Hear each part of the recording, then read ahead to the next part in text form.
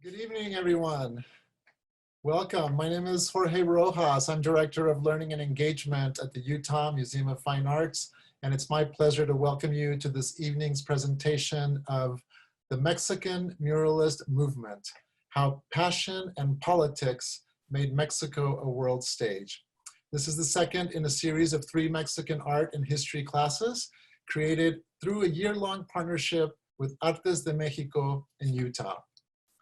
The UMFA and Artes de Mexico in Utah are proud to present this unique series of classes designed to explore Mexican history through art, each with a unique artistic focus. The first lesson, hopefully some of you saw that or participated in that, centered around Utah-born art and activist and Mexican muralist Pablo O'Higgins. And up next on Wednesday, July 8th at 6:30, so please mark your calendars, will be the third and last lesson in this series, which will be titled Manifest Destiny, the effect of our sea to shining sea expansion on our neighbor to the south. Please look for signups at the umfa.utah.edu and on the UMFA's Facebook page. We want to thank Utah Humanities, empowering Utahns to improve their communities through active engagement in the humanities.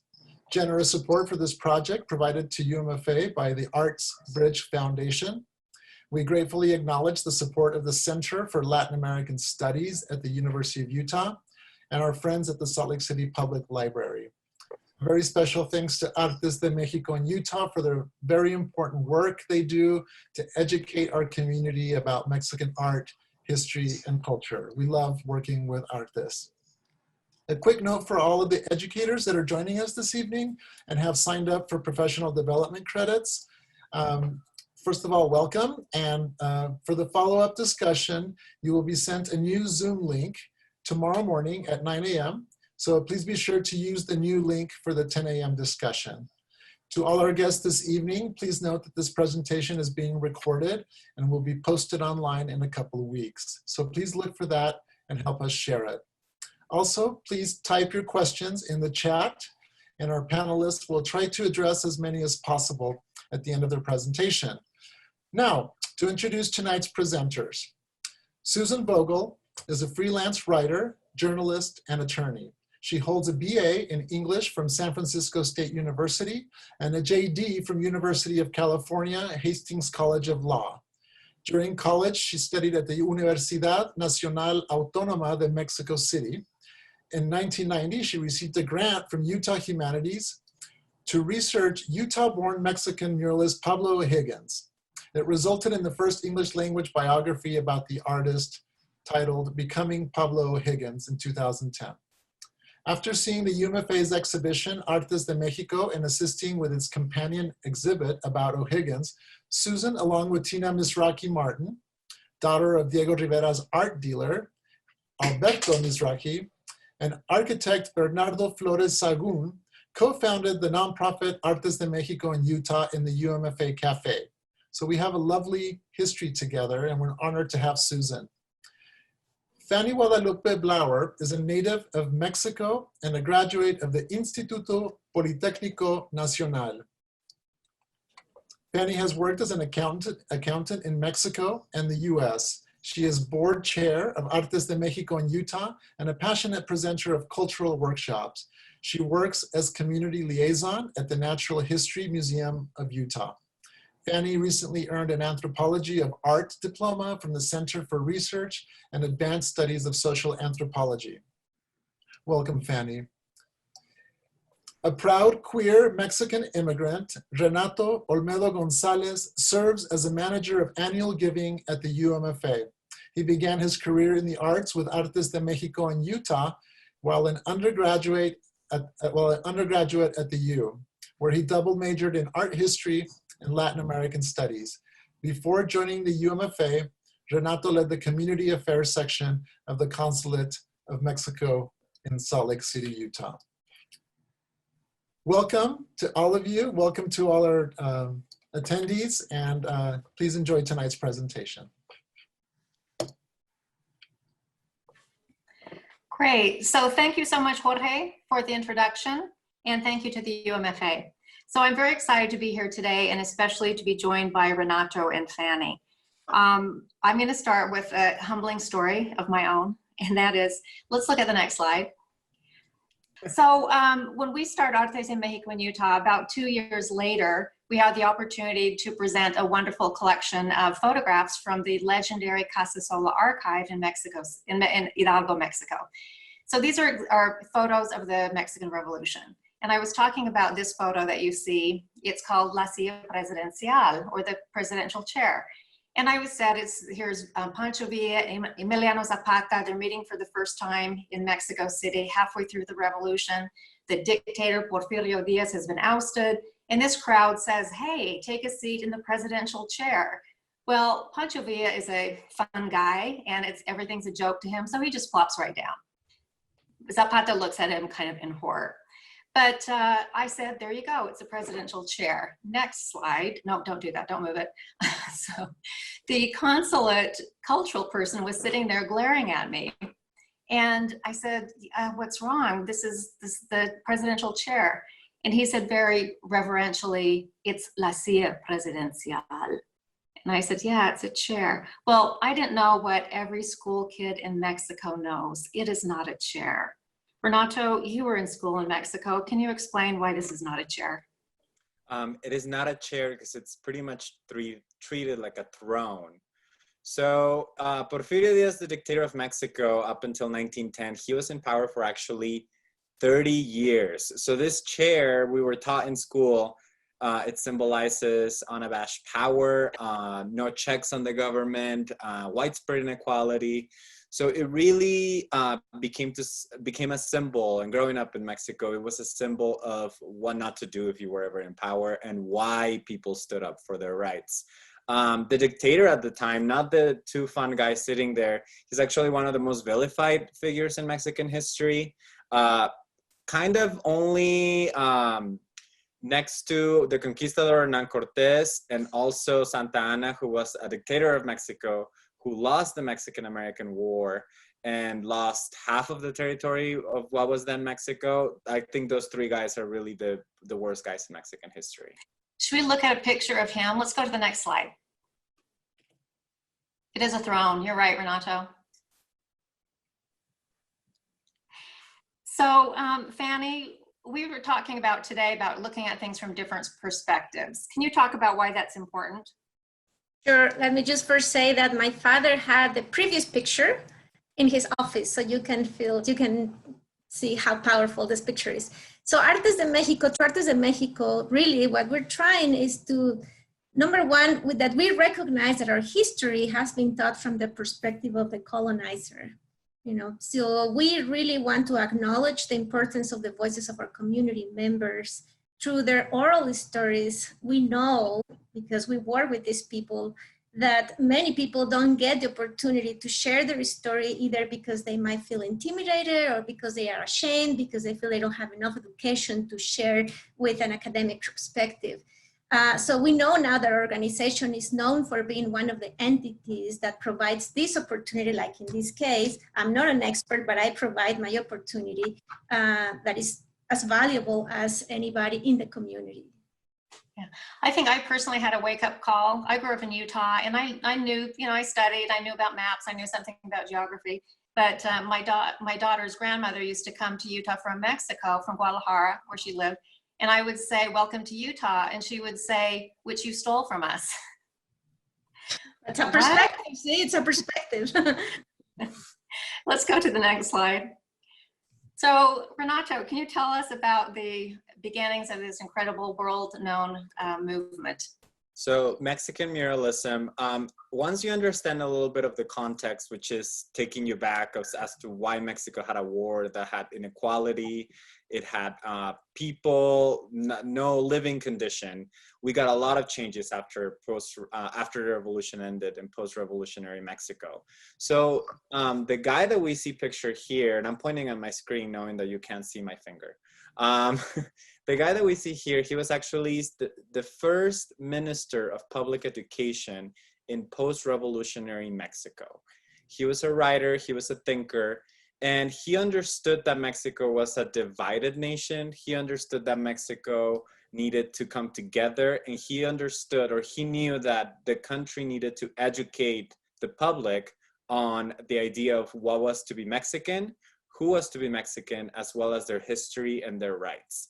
So what he did is he hired the country's best artists to come together and paint in the walls of public buildings throughout Mexico.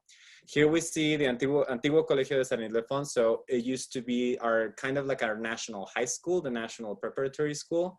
So it was the place where, the thinkers and the future was being created. That is a building. It's in downtown Mexico City. It is the first place in Mexico where we see the first murals emerge. That happened in 1922. And as a fun fact, this used to be a Jesuit school, which then became a secular school. And when Diego Rivera was painting his murals, his first murals in Mexico, he met Frida Kahlo while he was there, while she was there as a student. So I want to talk a little bit about the idea of Mexico, because Mexico adopted, thanks to Vasconcelos, the philosopher that we have pictured here, they adopted an idea of the mestizo as the homogeneous Mexican. This meant that Mexicans were a combination, a miscegenation of all the races of the world, Europeans, Africans, primarily indigenous Americans and Asians. They all came together in the Americas, and he had the idea that the future of Mexico, or the future race that was going to bring progress into the world, was the mestizo. It was a combination of all of them. So this idea can become problematic if you study it. It was probably very beautiful at the time because it was very progressive, but it came at the erasure of everyone else because Mexico had to unite as one race, and that was a mestizo. And we'll talk about it a little bit more. If we can go into the next slide, please. Yeah, so Renato, why did the Mexican government choose murals as the medium for sharing this new Mexican identity and the success of the revolution? There were several reasons. Murals are found throughout Mexico. The pictures that we have on the left are actually pre-Columbian murals that you see in state of Chiapas in southern Mexico. There were murals found in other historic sites such as Teotihuacan. And people were also, Mexicans are really Catholic, so they go to church, and they're very used to seeing church images like we see on the top right corner in the church. And these murals were made for one purpose, which was to educate people. Many of the people in post-revolutionary Mexico did not speak or write Spanish. Many of them were illiterate. So the government, when they said public education, they really meant the masses. How can we educate everybody on what it means to be Mexican? Great. So let's jump into some of the really famous murals of the Mexican Revolution, the post-revolutionary period. Let's go to the next slide. So David Alfaro Siqueiros, in the poll, he was not #1, but let's try to change that. Just kidding. So David Alfaro Siqueiros was one of the so-called Tres Grandes. So Rivera, Jose Clemente Orozco, and David Alfaro Siqueiros are the big three, so-called big three. So they all studied at Mexico's most prestigious art school, the Academy of San Carlos, where most of the teachers were European. In that school, most students from well-to-do families were expected to go study in Europe, and all three of them did. Siqueiros was the only one who fought in the revolution, and he was the most political of all of them. He was unwavering in his politics, a militant fighter till the end. He was born in Chihuahua, and in school, he was part of this big artistic revolution to change the idea of art from a European-centered art to a Mexican art. So that was something that was really important. Let's go on to the next picture and have Fanny talk about this very famous, powerful picture of the dictatorship that the revolution was overthrowing. Well, let me just first say that this is my favorite mural just because it depicts so much of the history that I grew up listening. So this image, to me, it represents the 30 years of dictatorship reflected here by, as you can see, celebrating the decadence of the system, the extravagance of the lavish lifestyle over the effort of labor exploitation as the onset for the Mexican Revolution. You can see Diaz stepping on a book, and that book is the Constitution. So I wonder if that reminds you of someone. Next to him is Victorian Huerta, who was his most trusted military leader during the revolution, who betrayed the Mexican revolutionary hero, Francisco de Madero. Something interesting in this painting is the difference in the hat style versus the next slide that you're going to see. It is the presence of the European customs, which was extremely significant part of Porfirio Diaz during the dictatorship. He would deny even his own indigenous heritage and look to the influence of European fashion. So I heard that he powdered his face white so that he didn't look so indigenous. So the top hats also often signify foreigners or capitalists. And talking about Huerta, just FYI, the US had its hand in that coup that overthrew the Mexican president and put Huerta into office. We'll talk about that a little bit later. So let's go on to another super famous painting mural by Quieros. I think, Fanny, you wanted to talk about this one as well. Yeah, so this is again a part of the same mural, which covers 3 huge walls. Whoever has been at the Castillo de Chapultepec in Mexico can witness that. This is just powerful to me, and I'm gonna share this story with you. A segment of this mural, as you can see, depicts a group of people who are representing the revolutionary movement led by the people. We see peasants, farm workers, community leaders, and a woman dressed in red. Several analyses interpret this woman as depicting the spirit of the revolution. And to me, this image is particularly appealing because in my imagination, really it resembles my great-grandmother, Guadalupe, whose name I carry as my legacy. My name is Fanny Guadalupe, and I like to be named Fanny Guadalupe. So I used to hold these conversations with my grandfather since I was little, and he will share stories of the revolution. One of my favorite stories, as I see this painting, is that my grandfather, Juan, he was 6 years old during the period of the revolution.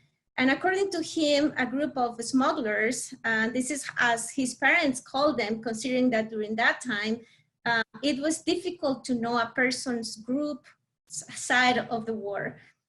So anyway, they broke into their little storage where they kept foods reserved for their family and to support the Zapatistas because they lived in that area. And the smugglers demanded the goods. And when my grandfather said no, they threatened to execute him. So they put him against the wall. And my great-grandmother then ran with her 3 children and stood up next to my great-grandfather, holding the children's hands. And she said, if you kill my husband, you kill us all. We have always helped the revolutionaries. This is unfair. My husband is the one who provides for us. So we will not survive without him. So kill us all. And he said, children, close your eyes. My grandfather remembered this. Niños, tómense de las manos, close your eyes. So the smugglers kept telling Guadalupe to move. Move, we're gonna kill you all. Move, muévase, señora. At the end, she didn't move. She stayed there with the children with her eyes closed. So at the end, the smugglers were amazed at Guadalupe's bravery. So they didn't kill them. And according to my grandfather, they left without taking anything. So I'm not sure how much of this really is fiction, but it sure has made an impact in my life, as it has this woman that I see in this painting in red leading up front the fight for justice. And I have to say that to me it's an honor to carry the name of my grandmother because of that act. Fanny, I don't doubt that you have her blood in your veins. Renato, what strikes you about this mural? I think these 2 murals, so if we can go back to the previous one really quick and then go to now let's go back to the next one. You can kind of see they're directly across from each other.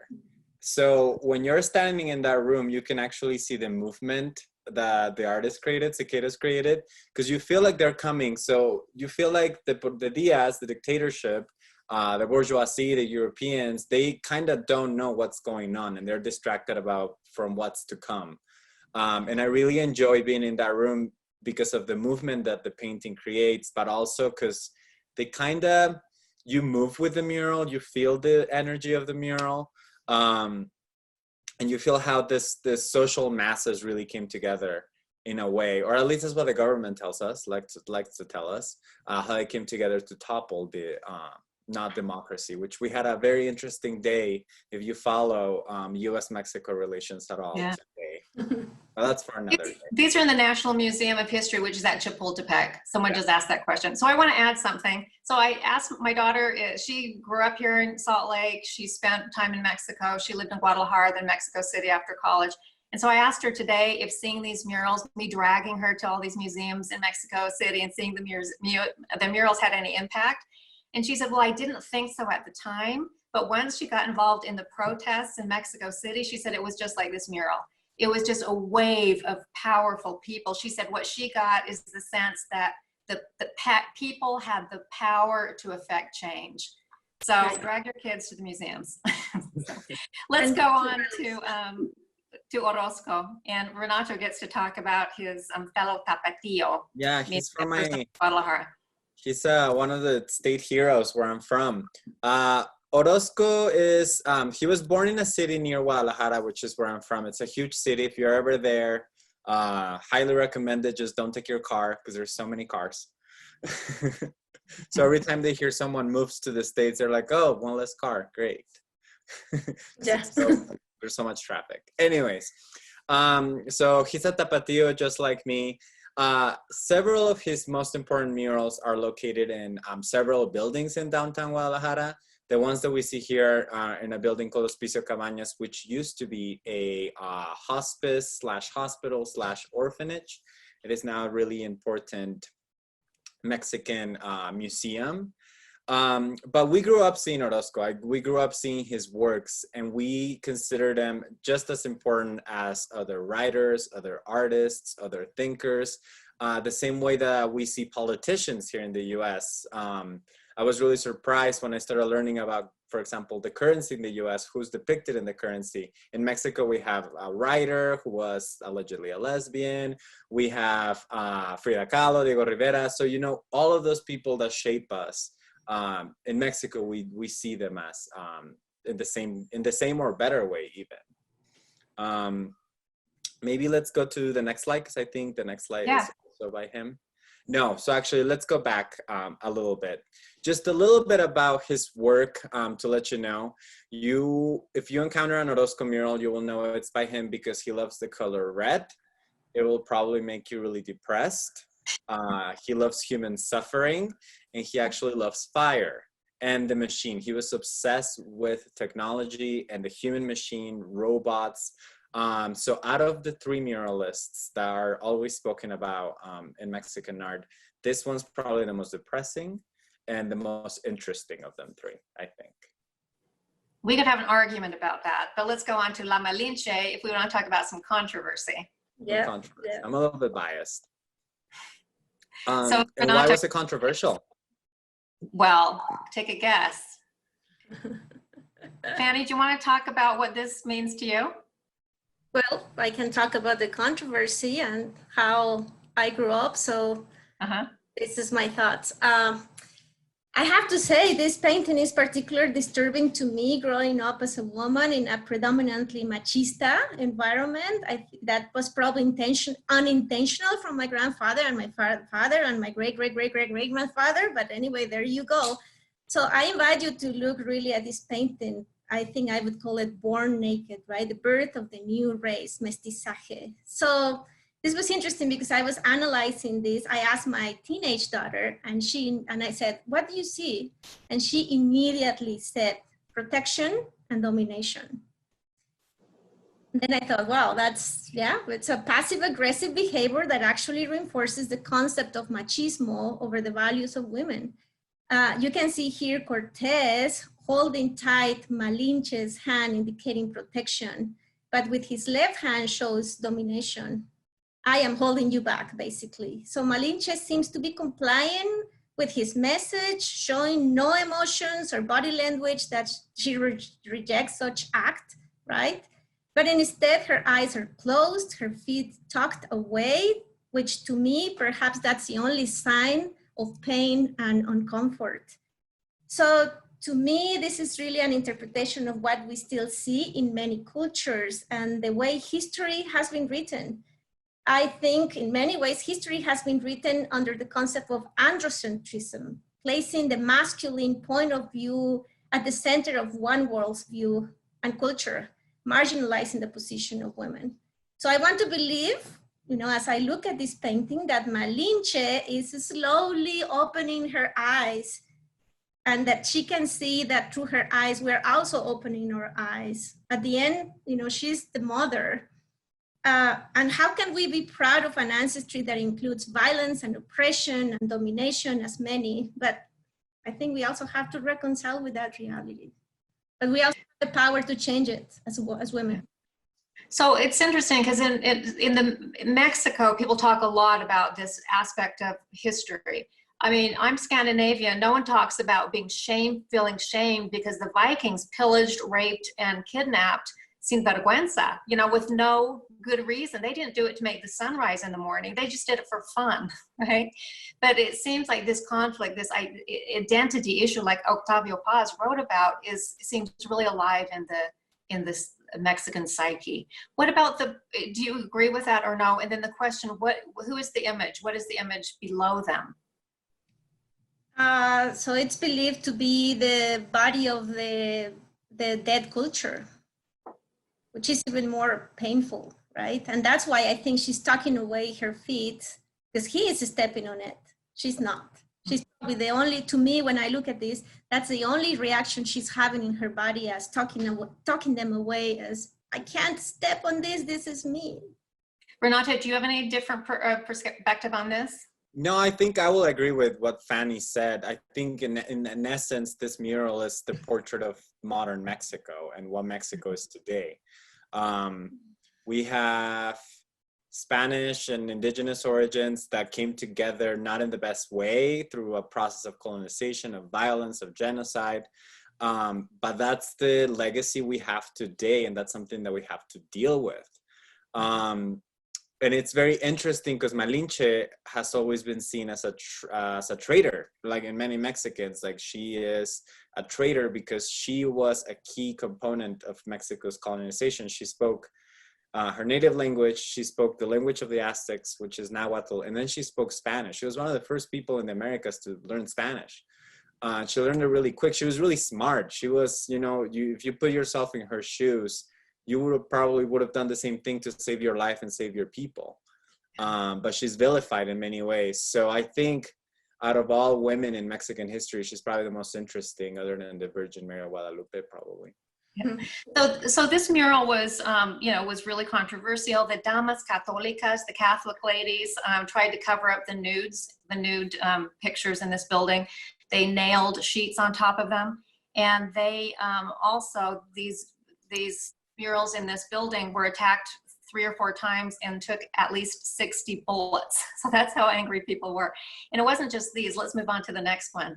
Orozco made sure that, everybody had a chance to be outraged. So the iconography that he used became representative of the post-revolutionary murals and almost required. So it was the corruption of the Catholic Church on the far left, the decadence of the rich, and then on the right is the biased nature of the judiciary. So you'll see a lot of these themes throughout the murals. So let's go on to, let's see, the next big great. Oh, whoops. Speaking of murals that cause public outrage, obviously, this is a big deal right now. We have not only private murals on private property, such as the George Floyd mural that was horribly attacked with hot tar, I believe. And then we have the public hands at the public safety building that are probably meant to represent the caring nature of the police forces. And they had paint dumped on them at the protest a couple weeks ago. So, I think in public art, there's a lot of reasons that people feel that they can attack it. I think that these, if you go with what's going on today, I think the murals in Mexico and a study of them and knowing about the reaction is very timely. So let's go on to the next one, which is in our polls, this is the favorite muralist. I hate to burst your bubble, but He wasn't the nicest guy. He painted over other people's murals. And I'm not just making these up, but we have someone here in Utah, Tina Mizraki Martin, who grew up with Diego Rivera. So her dad, as Jorge mentioned earlier, was Diego Rivera's art dealer for 10 years. And she has stories about him at parties at her house, behaving rather obnoxiously, especially towards women. And she was 8 years old. And so I trust 8-year-old girls when they talk about what they've seen at their dad's or their family's party. So Diego was born in Guanajuato. He was a child prodigy, he says. He went to Academy of San Carlos, and then he left to paint in Europe. So he studied in Europe before he came back to Mexico to be involved in the mural movement. Politically, he blew with the wind. So you never knew where he was going to be. He was in and out of the Communist Party. He liked to cozy up to capitalists, which got him into trouble in Mexico. And so interesting person, fabulous artist. And let's go on to see his art. So I wanted to include this one because to me, it really shows the difference between Orozco, who Renato has been talking about, and the suffering and the absolute tragedy that he shows in his work, and Rivera. So Rivera did not fight in the revolution. He did not see the revolution, unlike Quieros and Orozco, because Orozco was an illustrator working for Carranza's group. So he was in the middle of the revolution as an illustrator. Rivera was in Paris. So his view of the revolution is much rosier. So he's usually got, his people are well fed and they're in clean clothes, which doesn't probably happen in a revolution. And the guy in the white has a little wound, which may need a Band-Aid, I don't know, but the guys on the right in the Orozco painting are dying, if not dead. So this is one of the differences, as Renato was saying, between the kind of perspective and what these artists portray in terms of the legacy of the revolution. Was it worth 1 million dead? Fanny, you wanted to react to this, I think. Well, I just want to say that the image on the right really reminds me of the altar of the crucifixion from the Catholic Church I used to go on Sundays when I was a little girl. You know, I grew up looking at these images, and then I look at Orozco's paintings, and the body position and the skinny bodies reminds me of stories again of my grandfather, of the pain and the reality of, was this worth it? Yeah, and a lot of people today, when they look at the murals or they look at the Casa Sola photos, they get rather sentimental and teary because they wonder if it was worth all the sacrifice, all the lives that were lost. So let's go on to another mural. One that was very typical of Rivera. This is at the National Palace, where he painted these huge murals in 2 staircases and then around the 2nd floor.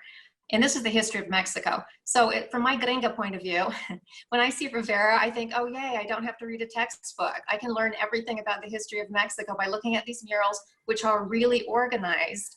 Because Diego used to gather his students around, and he would take a European painting, put a tissue over it, and show them with a tissue paper and a pen, show them the bones of the paintings. So he used the golden section to organize his paintings. It's very easy for the Western eye to understand.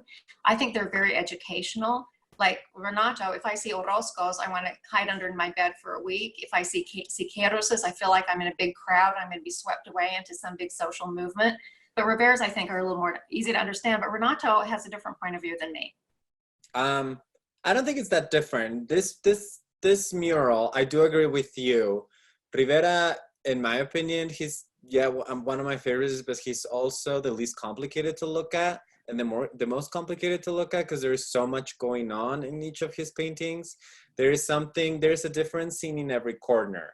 So the more you look into the details of the painting, you start seeing things that talk about slavery, that talk about colonialization, Christianity, bringing Christianity. So kind of like Susan said, you only need to look at this.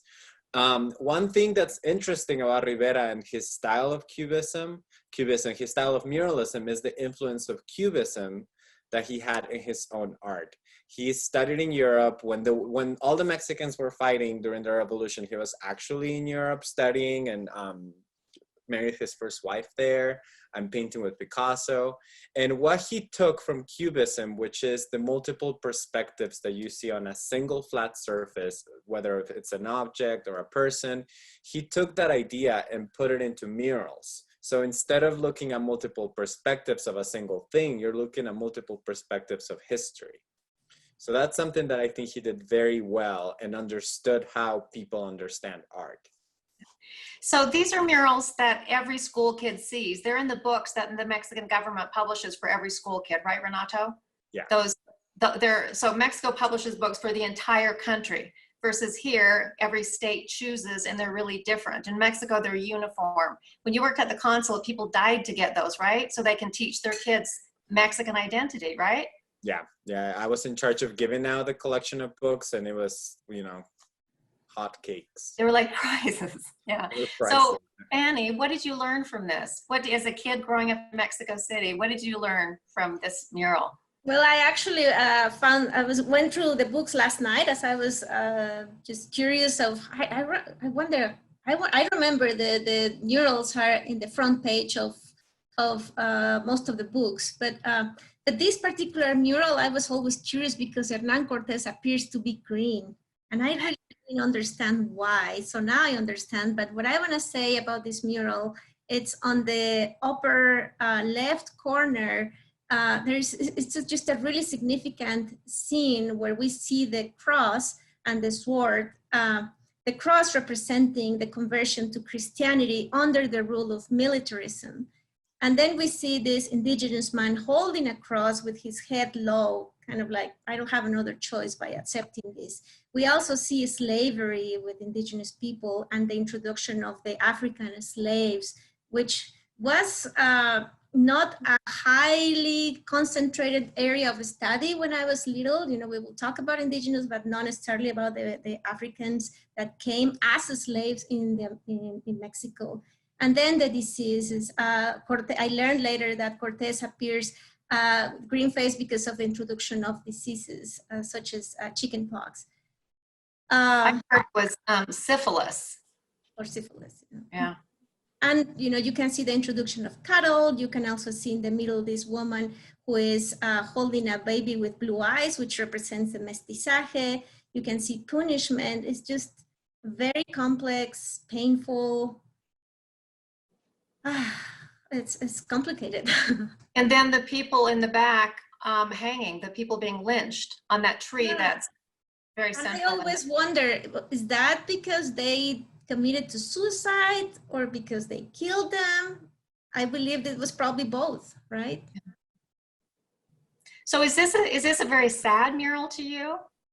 Is it tragic? Is it really upsetting to see this history? I think that the back part of the mural is very sad. The middle part makes me angry because I see the corruption, is the encomiendas handling money to sell people, to reinforce slavery. It's I think in a way, as we were saying, just this is the reality that we carry in our history. Mm-hmm. Okay, let's go to the next one. And this is also a really interesting mural. These aren't completely together, but we've got the Banquet of Wall Street on the left, Our Daily Bread in the middle, and the El Sueño on the right. So I'll talk about the Gringo one because, so again, part of Mexico's accomplishment, one of Mexico's accomplishment in the revolution is restoring its dignity as its own country, free of this oppression of US companies and foreign companies. So at the time of the revolution, one of the triggers was the US's exploitation of Mexican workers. There was a strike in Sonora at Cananea against the US's Green Mining Company. So it's a private mining company by US owners in Sonora, and it was paying its US workers twice what it paid its Mexican workers. So that was one of the strikes that sparked the Mexican Revolution. And then just, a long history of US and foreign heavy-handedness in Mexico. One thing, Fanny mentioned Huerta and the coup that toppled the Mexican president, Francisco Madero. I don't know if you can see behind me, but this is a lithograph by Leopoldo Mendez, who was one of Pablo's best friend, basically. And it's of the US ambassador, Henry Lane Wilson, playing with figures on a chessboard. So there's money, big dollar signs, people whispering into his ear. His hands are on the chessboard. One hand is pushing the president of Mexico, Francisco Madero, the revolutionary hero, off the chessboard, along with Zapata. And with the other hand, it is putting Victoriano Madero, the best buddy, the best general of Porfirio Diaz, the dictator, onto the chessboard as Mexico's president. The US was part of that coup that put Huerta into office and had Madero, his brother, and the vice president assassinated. And that was called La Decena Trágica. It's absolutely horrifying. 2 years later, we decided we didn't like Madero. We invaded Mexico. So we have a rather dark history meddling in Mexico's affairs. So the revolution, this theme is constant through the iconography of the revolution, Mexico taking charge of its own future. And Fanny, I think you have some comments too on that panel about just in general, what you see in it. Well, I just want to say what I see is the clash of social status, the class differences. This is something you still see in Mexico. We tend to criticize what is the most simple meal that you can have in a market in Mexico versus going to a fancy restaurant and pretend that you belong to that system. I mean, you witness that pretty much everywhere in a social system, that you want to really differentiate what the rich do versus what simple people do. And I think this mural depicts the reality of that. However, to me, in the mural in the middle, people look much happier. Is the family, is the people, is the community, is the food that you share, the way you share it. The grandmother is there, the grandfather, the children, everybody's unified. How about the one on the right? Well, I believe this mural represents the Rockefeller, right? Is the stock market. You can see the ticket stubs from the machine coming from money. Just the body positions and the faces, they look offensive to me. They look I meant actually the one to the far right, if we look at the screen, with the people with the books and this, yeah. Well, it looks like they are counting people or letting people in by if they are in the list, right? Yeah, I mean, that's what we had a Chicano say, that looks like a bouncer who's like keeping people away out of something. Yeah. Yeah. So let's go on to the next mural. Okay. So this represents the work of the artist in the US. Renato, do you want to talk about what happened at this time? So a lot of really famous murals by Mexican artists can be found here in the United States. They painted them, all three of the big ones that we've talked about right up until now. Siqueiros, Orozco, and Rivera actually lived and worked here in the US. In 1924, Mexico elected president that was anti-communist and anti-Christian, anti-church, I will say. He pretty much led a war, like an actual war, with the Catholic Church.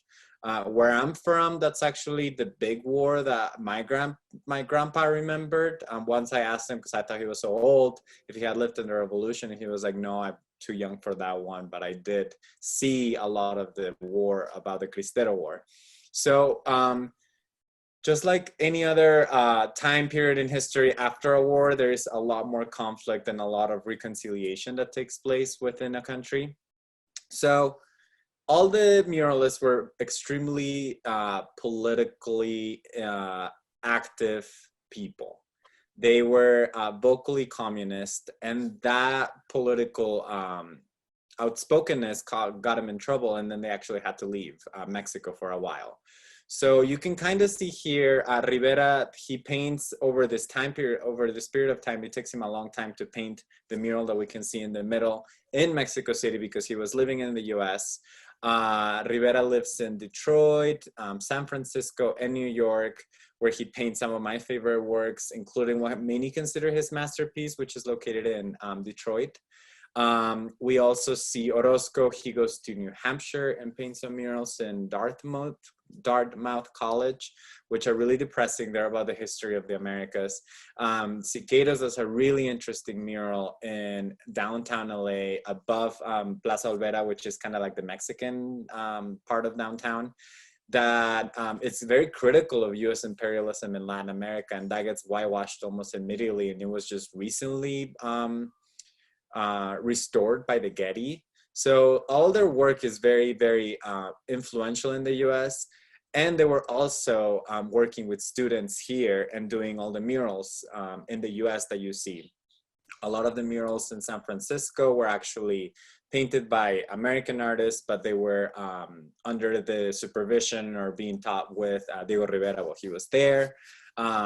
This could be its own class, in my opinion. Yeah. Yeah. So how many of these murals were destroyed?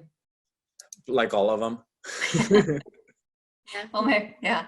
So the one, obviously the one in the upper right-hand corner, yeah, that was the famous one that was destroyed at the Rockefeller Center and recreated at the Palacio de Bellas Artes in Mexico City in a smaller version. The movie on that is The Cradle Will Rock. That's all about the destruction of that mural in the Rockefeller Center. So the logical place to go next is the Mercado Abelardo Rodriguez in Mexico City, and we're not going to. Normally we would talk about that and about two young women from Brooklyn who Pablo Higgins helped get mural commissions in Mexico. They did 5 murals in Mexico, thanks to Pablo's helping them out. But you know what? We found a woman, a Mexican woman, who's really is not acknowledged at all as being a muralist, a Mexican muralist. So we're going to talk about her. So let's go to the next slide.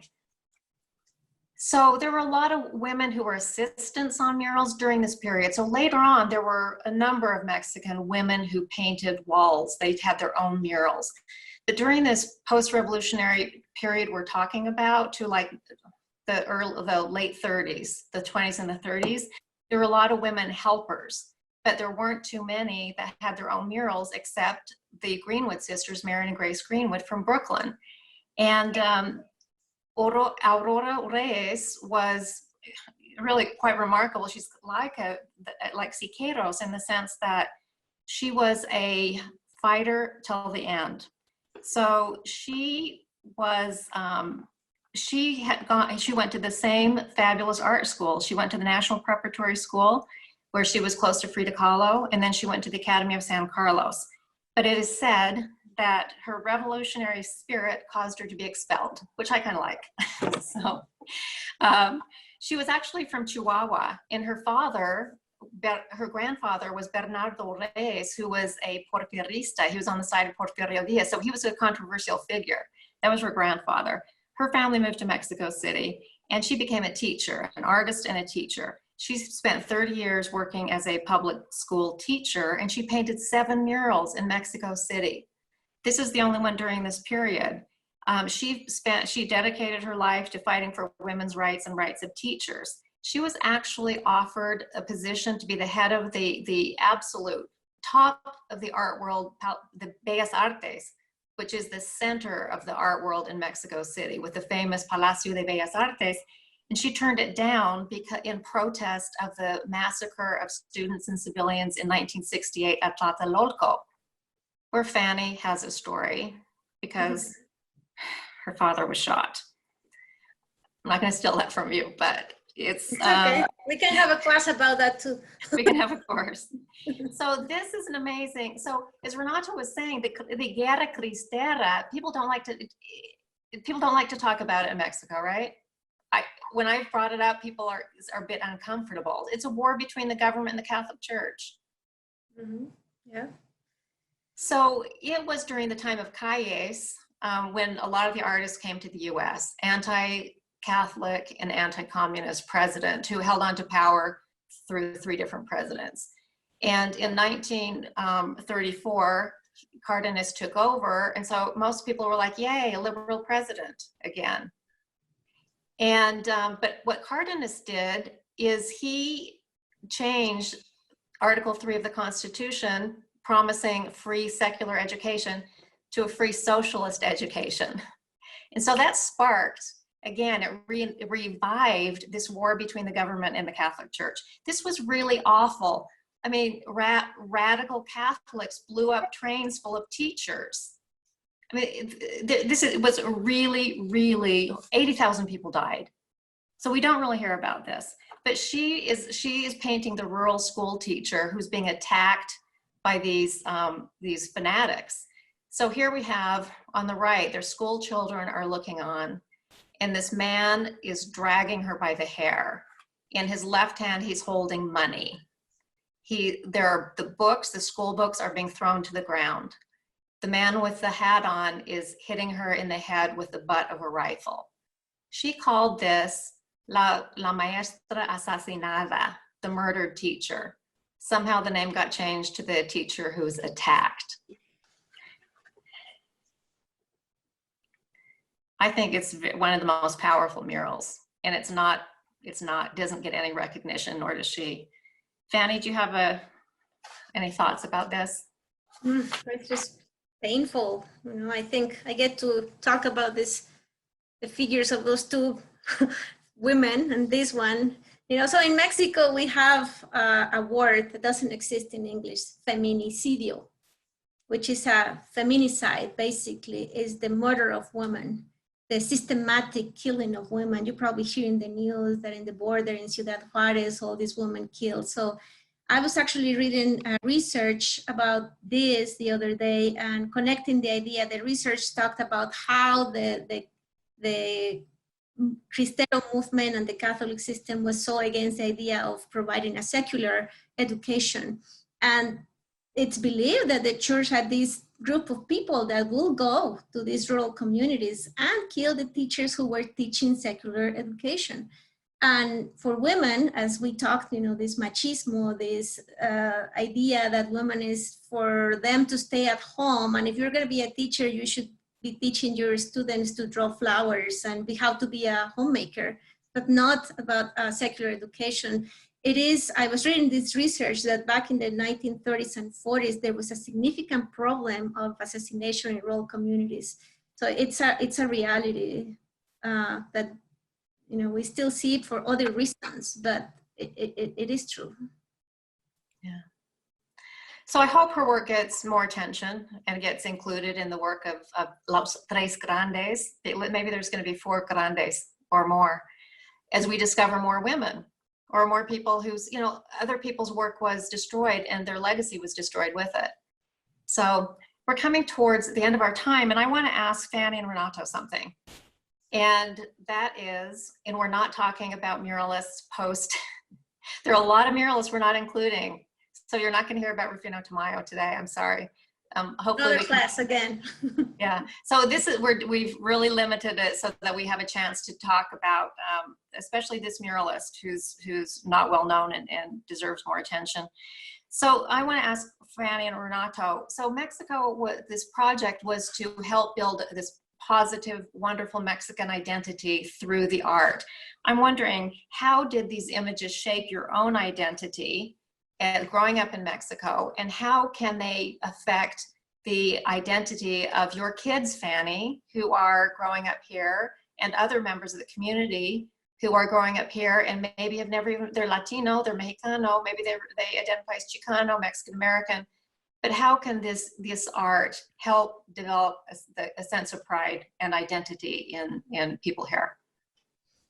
Well, the way I see it is that as I've been learning through Artes de Mexico and Utah and dedicating enough time to study this versus what I learned in Mexico, is that it has made it a priority because I am a Mexican immigrant who lives here, who has children of, biracial, and I feel this huge need to let them know that this is their history, and that the history can be visual, and this is what you see, and this is what you experience when you see this part of your history.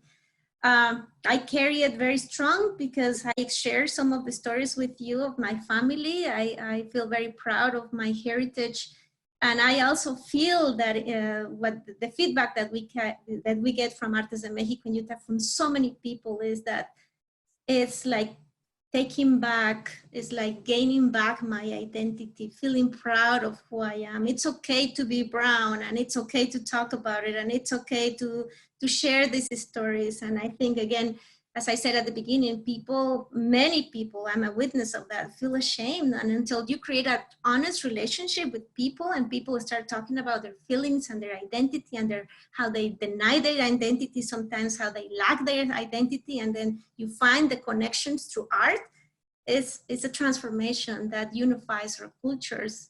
I believe that no culture is isolated. We are all connected, and look at the history behind of each mural has connection with the US. It's so true. And I hope someday we can talk about the picture that's behind you. Oh, yes. Powerful and painful too. Renato, how did these images affect you growing up in Mexico? Did it help shape your identity? And how do you see them being able to influence people here? I mean, you grew up with them, so you get really used to seeing murals. I mean, murals are, like the way you see art in many cases when you go to museums and everything. And the more I started to learning about Mexican muralism, the more I understood its importance in worldwide, and like it really influenced. I don't think it influenced the way I see myself, like this specific paintings, but it helped me understand history in a much better way, understand complex terms and ideologies, like the murals that we saw at Malinche and Cortez. I mean, that is something that's really heavy, and what the artist did really like makes you think about those instances or those issues in Mexican art and identity and culture. And I also want to point out how important Mexican muralism is, because the idea of a city kind of like the US or here in Salt Lake, where you can go drive down and see a George Floyd mural pop up or a Black Lives Matter being printed on a street, that idea of being political through art really comes from this movement. And it's something that Mexico exported to the rest of the world, that engagement of society, art, and politics for social change. Part of it's being proud that it was invented in Mexico. Maybe they were doing it elsewhere, but really the idea of publicly funded art that was strong, it's something uniquely Mexican that, we see relevance to this day. Yeah, and so much of the murals in the US were influenced, and that would be a great and to this day, I mean, you see it, Chicano art in the 60s. I mean, we can go on and on. Yeah, so I can't believe it. We're actually ending on time. We have time for about 15 minutes of questions, but first, Fanny, how about talking about Nuevas Voces? So it's a great resource for anyone in the community and beyond. Well, if there is anybody in the audience that feels as passionate as I am, I have to say that we didn't feel satisfied enough with providing these classes, but we did produce a podcast that is called Nuevas Voces. Again, it's a podcast that is produced providing different perspectives from members of the community. So I was invited to be the voice of the Mexican immigrant. We have the Chicano perspective, and we have the voice of the white American, Utah born. So it's amazing that the three of us sat on a table just like this class, and then we talk about each one's perspectives. And I was looking at the statistics the other day. We had about 4,000 viewers and listeners. Most of them high schoolers, many students who feel, and we have received the feedback like, that's exactly how I feel. So you know that this is a reality. Everything that we are talking about is students, and this message goes to teachers. This is so important to address these issues with the students, because you cannot teach a standardized system without considering the identity of each one of your students. It's very important that you listen the perspective of how these students were born and where and under what circumstances. And so I invite everyone to listen to this podcast. You can download on your phone. If you have an iPhone, it's in iTunes or in SoundCloud or in our website. And the website is there in the screen. Fanny, how many episodes are there? 21. with 21. out of 5. We want Yeah. to 20 and we want to continue that. On the Artes, on the website, you can actually see a transcript. So a teacher could review the transcript. And I believe we kept these G-rated, didn't we? Yes, and you can also see the images that we're discussing, just like in this PowerPoint. So you listen, read, and you see the images. It was a great project. So let's go on. Let's do the Q&A. All right, well, I'm gonna jump in.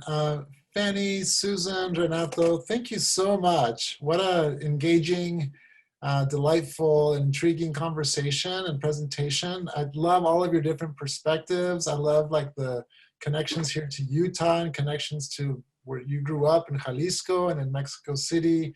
What a special treat. So first of all, thank you so much. There are a couple questions that have come up in the chat that I wanted to just bring up, and I also have some questions. If anybody has some questions, please feel free to include them in the chat. There was a question earlier about the book Malinche by Laura Esquivel.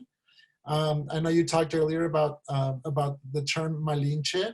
When I was growing up in Mexico, anyone that was any kind of a traitor, a narc, or anyone that kind of just like, you know, that was not, that lacked loyalty was called a Malinches, and especially if it was a woman. Do any of you want to talk a little bit about, have you read that book, or do you want to expand a little bit on the term? I'll jump in. I read the book a long time ago. We have a book club here.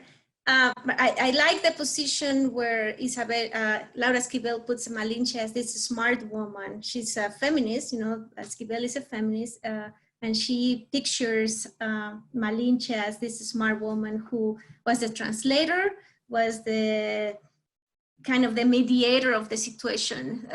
And many wonder, would the conquest would have taken place, yes or no? Well, it's possible that either maybe the French, maybe the Austrians, maybe the Portuguese, you know, and then Malinche was just the term. Something that I learned from a historian in Mexico is that in the Aztec culture, men, you know, how we carry the last name here from our husbands, the Aztecs will carry the name of their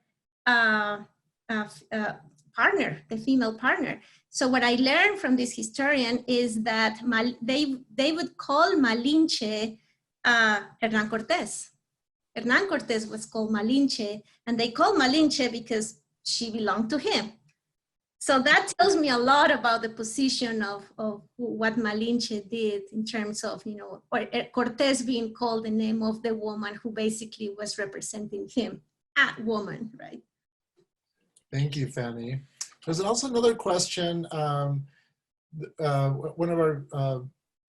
our guests is asking, what were the immediate impacts of the murals in Mexican education? And did it have the desired effect on the rural and urban people? Does anybody want to take that? Well, I will mention in the rural areas, there was a lot of activity to get murals on those walls. So in the late 20s, kind of at the end of the presidency of Obregón, when Quieros was just getting into office, this movement included cultural missionaries. So these people who may or may not have been highly educated went out into rural areas to teach the people how to be this new kind of Mexican. So what they were doing is they were trying to replace the focus on the church with a focus on secular life, which was the revolution. So instead, to replace all those saints' holidays with holidays celebrating the revolutionary heroes. So the murals were in these rural areas were an attempt to help make that transformation to a secular society. So you see a lot of these murals, and apparently a lot of them have been destroyed. I wonder why. The rural areas, again, it was a little lawless out there, as Renato talked about, with this war between the Catholic Church and the government. I don't know about how the effect in Mexico City, maybe, or in the urban areas, maybe Fanny or Renato does. Thank you. I have a question of my own, if I may. I'm curious about, I mean, there must have been many artists. I know there were many artists at the time, but somehow there were 3 that rose to the top.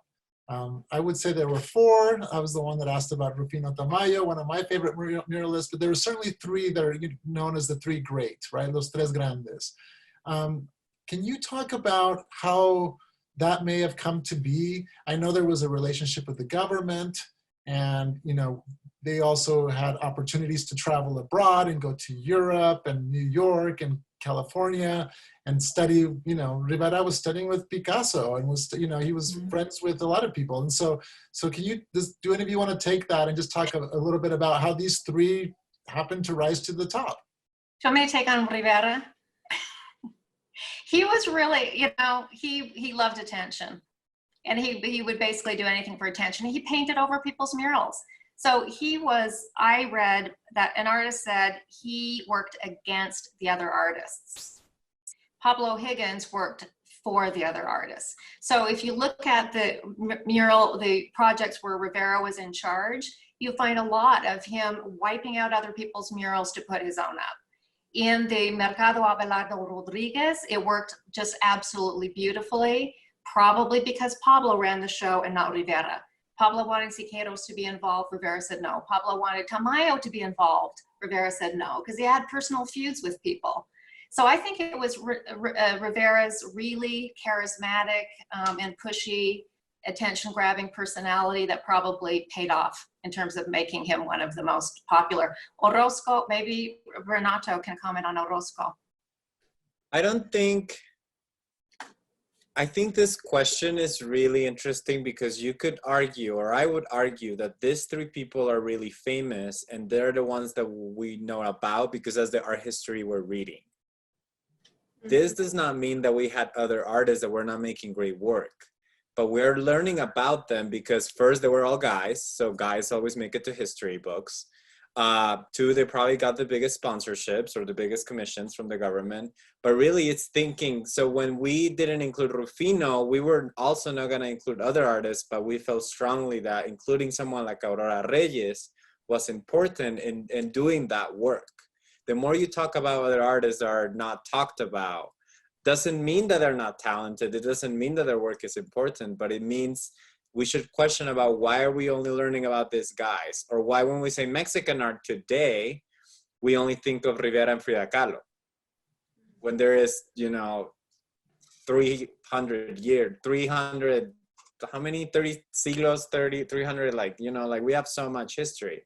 So it's about questioning those things. So next time you're in an art history class, you should ask your art teacher, art history professor about the other ones that didn't make it into the course. That was a good question. And someone who gets an entire building to paint, like Orozco in Guadalajara, yes, that's gonna grab a lot of people's attention. Yeah.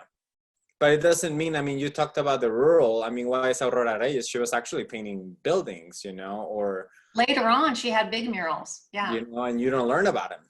Yeah. Thank you. We have our friend Jorge Rodriguez is with us tonight, and he would like to know if you would please address the current muralism movement in minority communities and schools.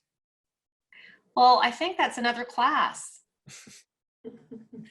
I really do. We have classes on contemporary art, on contemporary muralism, on Chicano muralism. So it's kind of hard to, Renato has given a class on Chicano art, but in terms of today, I don't feel like I can answer that. No, but okay. I would add, I guess Jorge is referring to the importance to talk about it. I think if you are in social media, because of the research that I do for Artes de Mexico, I'm so impressed and overwhelmed by the amount of young artists that exist everywhere in the world and are painting. And I just attended a binational convention of 50 Mexicans that reside in the United States, and half of them are muralists all over the United States. And I see their pictures in social media. They are painting whole buildings in Detroit. One of them was commissioned to reform the city that went into the Big Depression years ago, and he's painting buildings, whole buildings. So it is a movement of expression that is saying a lot about what young people are feeling. It's a current, it's real, it's alive, and it's a momentum that is being created. And I see more and more commissions here in Salt Lake City where they are inviting people to come and paint. I just hear in the news this afternoon that they want to create a space in downtown Salt Lake to paint a mural that says Black Lives Matter. I think this is great. That's true, and some of these are public. I mean, sorry, Jorge, I misunderstood your question. But yeah, I mean, so we're not only just seeing private murals, but we're also seeing the public entities wanting to have, actually commissioning murals. We will be sure to include that option as potential future classes. I know the museum would love to extend our partnership with Artes de Mexico and continue to offer these classes, so we will include that as an option. Thank you, Jorge. We have a question regarding, let's see, I'm scanning. Here, I have a question of my own. Can you talk a bit, so Mexico has this very interested relationship with death and with violence. And a lot of the images that you showed are so powerful, right? I don't recall, I've grown up between Mexico and the United States, and I don't remember seeing the same type of imagery depicted in this country. And Susan, you touched on that.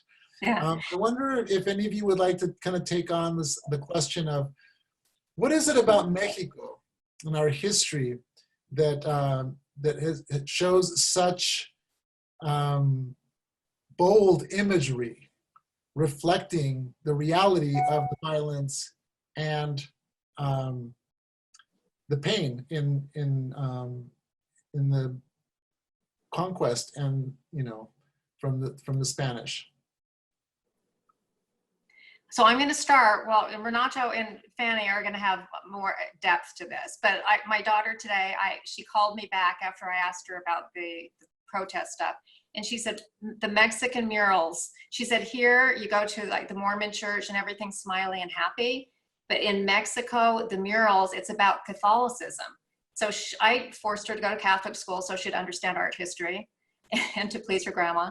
But it's that, she said, it's the smell, it's the sound, it's the cross, it's the blood.